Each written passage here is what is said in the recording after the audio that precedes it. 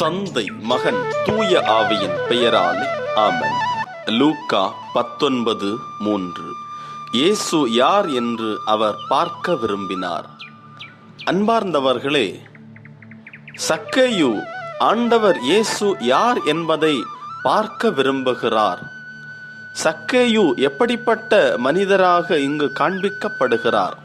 இவர் பாவம் செய்த ஒரு மனிதர், வரி தண்டக்கூடிய ஒருவர்.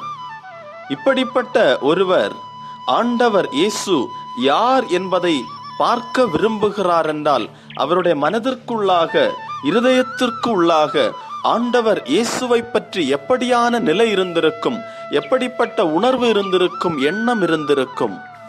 ஆண்டவர் இயேசு யார் என்று அவர் பார்க்க விரும்புகின்ற பொழுது, அடுத்த நொடி பொழுதே ஆண்டவர் இயேசு தன்னை அவருக்கு வெளிப்படுத்த விரும்புகிறார். அன்பார்ந்தவர்களே, யாரெல்லாம் ஆண்டவர் இயேசுவை உண்மையாக பார்க்க, சுவைக்க விரும்புகிறார்களோ அவர்களுக்கு ஆண்டவர் தன்னை வெளிப்படுத்தக்கூடியவராக இருக்கிறார். எப்படிப்பட்ட நிலையில் வேண்டுமென்றாலும் இருக்கலாம். ஆனால் நம்முடைய நிலைகளை கடந்து மறந்து ஆண்டவர் தன்னை நமக்கு நெருக்கமாக அழைத்து கொண்டு வரக்கூடியவராக இருக்கிறார். நம் வாழ்வை அர்ப்பணிப்போம். ஜெபம். ஆண்டவரே, என் வாழ்வை உமக்கு அர்ப்பணிக்கிறேன். நான் உம்மை பார்க்க விரும்புகிறேன். நீர் யார் என்று நான் முற்றிலுமாக உணர்ந்து கொள்ள ஆவல் கொள்ளுகிறேன்.